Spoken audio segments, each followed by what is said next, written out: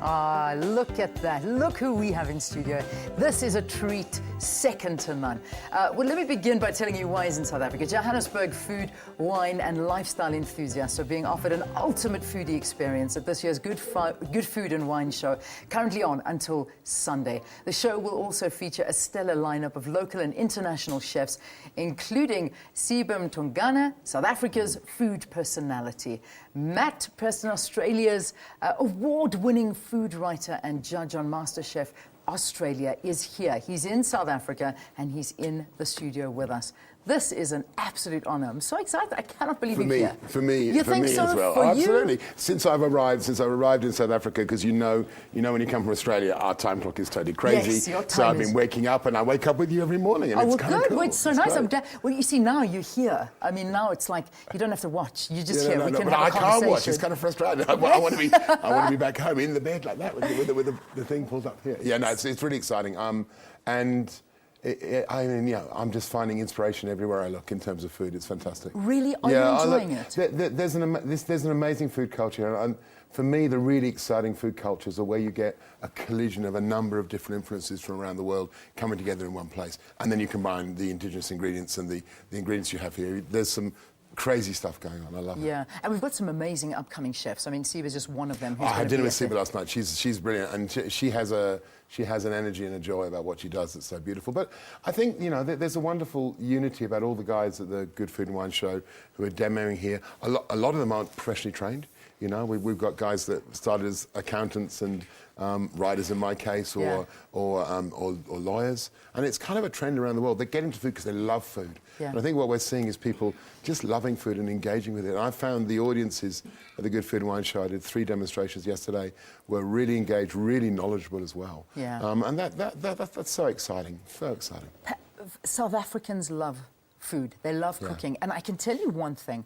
MasterChef Australia has stolen the hearts, the minds, the attention, and I think sometimes the brains of South Africans because they're obsessed with that program. Yeah, look, I think what's happened is that food is starting to reassert its place in every home, and we're not just talking about Australian homes or middle-class homes, but across the board, food has this amazing position. It's there at every major part of our lives, at weddings, at births, at deaths. Food is kind of, it's the thing that gives us solace, it's the thing that gives us joy, it's a way of expressing love when you can't say it in words. Yeah. And this is universal, and what I think has been so exciting for myself and George and Gary has been to see that treating people with respect, watching great food, celebrating the family table has resonated here with so many people. But it's also resonated in India, in Holland, in Italy, in the Sudan where it's in Dinka, in the Middle East. So all these different cultures, very different people, united by this one thing, but the importance of the family table and food. It's beautiful. Yeah, and food. You were telling me, I mean, you've had some of the most interesting guests on this and cooked for some of the most interesting people, but the one that stood out for me was the Dalai Lama. Yeah, having the Dalai Lama was on the show. That is huge. That was we were totally terrified, and he was absolutely beautiful, and he has the Dalai Lama's in a funny position. He has certain things he's like Dalai Lama can never express the like one or the other. Yeah. So there was an interesting guest. But we've shot on the floor of the UN. We've had pretty much all the top 10 chefs around the world have come on the show. And again, I think what's beautiful about it is that because the show treats people with respect and it's all about their food, we get access to these chefs who would never do reality TV normally, but they'll come and do our show. And that wonderful thing of having, Heston Blumenthal or Margaret Pierre White walk through the doors and a look on these amateur cooks' faces when they're now cooking with one of the best chefs in the world. It's priceless for us, and it gives them some amazing memories whenever they go out. I think the great thing about MasterChef has been that I think 70% of our contestants have gone on to have a career in food. So it's not just the winner that goes on, which we love that. Yeah, which is nice, which is important. Let's talk about you, because I mean, I think this is... No, it's very boring. Yeah, it's mostly... Vanilla, it's more very important boring. Let's talk about you. Because we've just been joined by Buddy, I've been told, so we're going to bring him in an ad break. But before Buddy comes in, I want to ask, when did you start? I mean, when did it all start for you in cooking? I started cooking when I was a kid. I always had an obsession with flavour.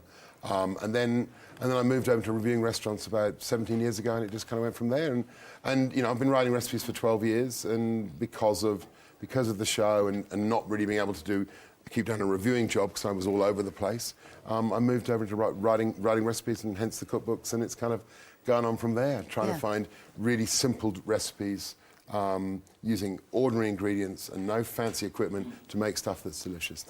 It's a very simple motto, you know, find an easier, better way of doing it. Yeah, okay. I'm going to ask you to stay. Fantastic. We're going to take a break, and during this, we are going to bring the cake boss himself onto the set. Stay tuned. You do not want to miss this.